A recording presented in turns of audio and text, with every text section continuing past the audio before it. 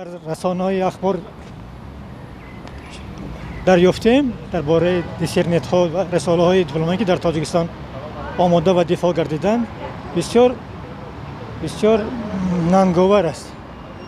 این یک داغ است به علم تاجیک.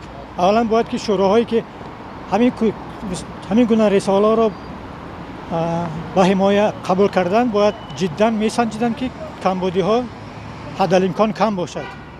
نه در زینه‌های پایان باید رساله‌های علمی جدا آماده و جدا بررسی و محاکمه گردد.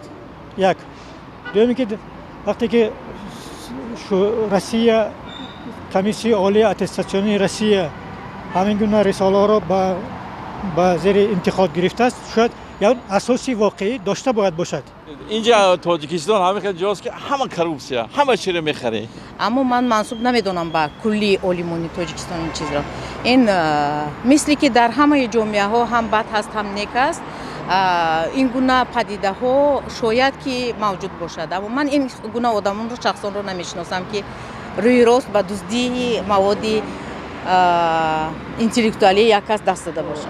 از همه روی اصلا با فکر من روز اینترنت، چون که وقتی که در اینترنت من روسی خاطر گویم اگر زکاز دیپلمов یا که زکاز دیسертації در اونجا همه روها میبرن کدام روح، یعنی باید پول میدی باید وقتی تیارش میتونن یک مدت معین خاطر شما باید عمل رو حمایت کنید و خیلی روها مثلا روی همه پرابلم اساسی این بیشتر منصبداران رو میکنن. مثلا نظری من اون که از امروز شماره نامزدها شماره دکتران علم خیلی زیاد شده است. این نقطه نظری مردم کمی به فکر من هم جای دارد.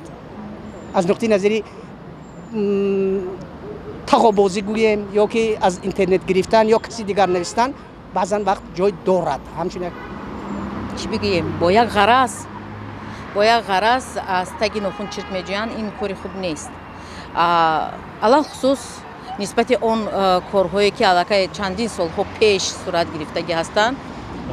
اینترنت هست و از اینترنت موضوعها و متریال رو گرفته از روی استفاده میکنند و معرفی یا کتاب یا اثر میشوند. از گوییم که ایجادات خود چیزی نیست. در اکثر کتاب ها و مقاله هایی که ما میخونیم میبینیم. من فکر میکنم که در تاجیکستان عنوان علمی را خریدن ممکن است، لیکن آینده در پیشبرد کارهای علمی اگر سواد نباشد معلومات که نباشد این چه معنی دارد؟ یعنی فایده ندارد. شرط نیست گفتن اینا باید که هر یک انسان باید که فهمیده است که چخیل در تاجیکستان عنوان میخرن. این به همه معلوم است. یک نه بلکه یک عنوان با یک کار عادی با یک وین درجه نیست که این میره در تمام جا به فروش و به همان منصب داران سر کار دارد. وای لطفاً خوبترش جا رو یعنی جای کار رو خالی کنند، چون که وقتی که شما اگه علم یگان دانش ندارید پس با یگان کسی دیگر یعنی امکانیت دارید که وای کار خود کند، چون که خیلی حالت‌ها من زیاد دیدم. برای همین آدم باید خودش داند که چیکار کردن.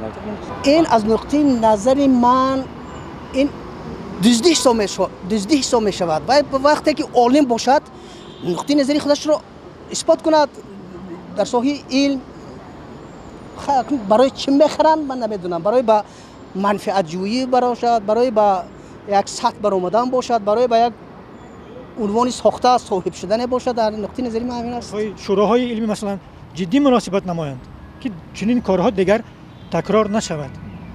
اون حادثه‌ای که روی داد این البته حادثه منفی است. برای من شخصا خودم ناراحت می‌کنم. منم کارمند علمی هستم، در دانشگاه فعالیت دارم. برای من نیز بسیار سنگین بود شنیدن این گونه ایرادهای از جانب روسیه.